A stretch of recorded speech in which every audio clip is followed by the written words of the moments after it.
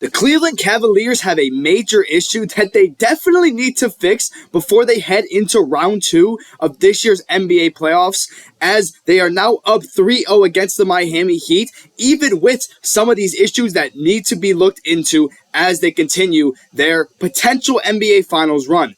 I'm Matt Palange here with Cavs Digest, and before we get into these issues that the Cavs definitely need to fix, go hit that subscribe button, as 68% of you are not subscribed. If you want to join the community we are building here at Cavs Digest, get those entertaining and reliable updates almost every single day, come join Cavs Digest. But as I said, I know the Cavs won by 37. They had an incredible game, and they won by a lot, but as fans and the team itself, if you want to make that run, you have to understand that this is a 39-win team, and you have to go out and not let Dean Wade in as one player who's playing almost 25 minutes in the previous Game 3 and putting up 0 points and doing practically nothing on the offensive side except standing still, and when he got the ball, he didn't really know what to do with it. Now, we know we've seen good Dean Wade performances. It's not like this guy's consistently garbage at all, but my problem is that when a guy like Garland goes down, we expect to see people step up. And there were players that did play well that I'm going to talk more about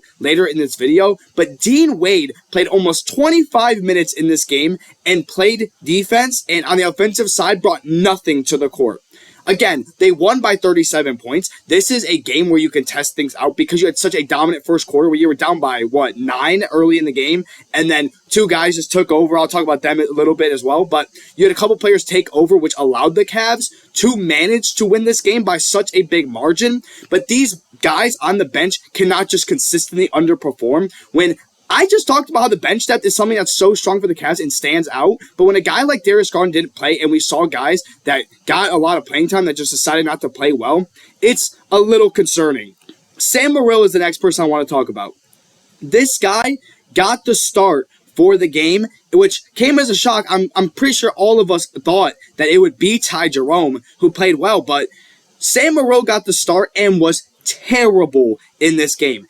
He is someone who is extremely one-dimensional, someone who will only shoot the ball off the catch. This is a player that comes in when you need a three-pointer, and that's practically it. If you are up by a big margin or you're down by a big margin and you just have to shoot 3 balls, you put in Sam Merrill. But he doesn't play defense in the slightest at all, and he can't create his own shot. This is a guy that runs around a screen and only shoots catch-and-shoot threes.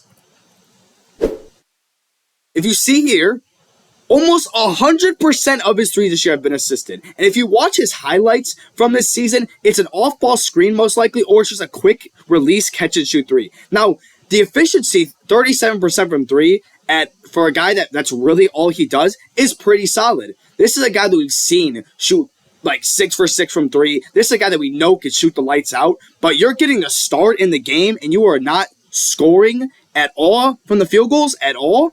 This is someone who has shown that he can shoot, but that's all he does. And is that someone that you want playing 20 minutes on your court that can only really do one thing, like at all? He doesn't play defense, and he does not create his own shot. He doesn't pass. He doesn't really play defense, as I just said. It's just catch and shoot threes from this guy. And I like his stats on paper, but in a playoff run where the first round game is going to be against a 37-win team, this is where you get the practice up, and Sam Merrill should not be playing bad against a team with 37 wins. And that's the reason that the Cavs are able to win by this much, even with struggling things. But again, the point of this video is to talk about the struggles from the Cavs, and it's these players that need to step up, that want to go out and win a game while also practically doing nothing. And if it wasn't for specific players, the Cavs genuinely do not deserve to win this game. The Heat are just a bad team. And that's the sad truth. The Heat are not good. They're a 37-win team. They're under 500. They don't even make the play-in in the Western Conference. The Cavs should mollywop these fools, and that's what they're doing. But you do not, as fans, as an organization, when you're held to a standard of being the 1 seed in the Eastern Conference and the second best record in the NBA, you want to see so many different things going right. You want to see all of the positives in the first round, especially when you're playing a team you're significantly better than. You don't want to see his team go out and shoot poor from 3 and rely on 4 players all the time, because Garland was out, ruled a game time decision. He was ruled out, and then Sam Merrill gets the start, does nothing. Dean Wade plays 20-something minutes, does nothing. If it wasn't for specific players, this game could have been bad. Also, I want to quickly talk about Tristan Thompson. The Cavs made a big mistake at the deadline knocking a backup center. Tristan Thompson is borderline useless, unfortunately. I love Double T. I love that he won a ring in Cleveland. I love what he's done for the organization. As of right now, he's nothing but a locker room guy and a captain. And the Cavs should honestly give him way more playing time in this game to try to get him more reps, because when he is on the court for 5 minutes, it is 5 minutes that are very difficult to watch where he does practically nothing. I mean, he's been as a player in this league, he's only been a rebounder. That's what he's been great at. That's really all he's done. But he's now nothing almost as a player on the court. Love Tristan Thompson, as I said. I love what he's done, and he's had a great career in Cleveland. But specifically this season and just overall at his current point, he's not a great on-court player. Again, great locker room guy, great leader. So that leads me to the question, should Koby Altman have gotten a backup big man at the trade deadline? Luckily, he got DeAndre Hunter, which was one of the biggest deals in the whole NBA probably at the trade deadline. That made a big difference. I'll talk about that here in just a second. But it might be a big mistake that they didn't pick up a backup big. And it worries me a little bit, because if Jarrett Allen and Evan Mobley are struggling at all, which thankfully they haven't been, if they do, the Cavs will lose in that game. I'm willing to bet that the Cavs will lose any game if Mobley and Allen both play poorly, because you have no one that can step up. And if those guys get tired, if, knock on wood, if one of those guys were to get injured, you have no depth at all to fill in for those positions. Okoro cannot play the power forward position. He's not big enough. He's unable to perform at a consistent level as a front court player. As a small forward, he really got replaced. He's the third small forward to get minutes. It's Strus and DeAndre Hunter now over him. So it might be a big issue that the Cavs should have probably addressed. I know a lot of fans wanted them to address it. But again, the Cavs did win this game, and it was thanks to a couple players, starting with the Virginia duo, Ty Jerome and DeAndre Hunter, who had big games off the bench. Ty Jerome didn't just score the ball well. He actually had 11 assists. You'll see the stats below me, but he had 11 assists in this game. He was looking great on the facilitating side. He's a good on-ball player, and that's what I like. Is like Sam Merrill just goes goes around screens and shoots threes, and practically doesn't bring that much to the court whatsoever except shooting the ball. Ty Jerome brings a lot. It's playmaking that we just saw in the Game 3 performance, and it was also just scoring. 5 for 11, not the most efficient game. That's pretty good, I mean, for a 13-point performance coming off the bench, and you won the game by 37 again. And DeAndre Hunter had one of his best games in a Cavs uniform. He looked great. Could have had 20 if he played more minutes, honestly.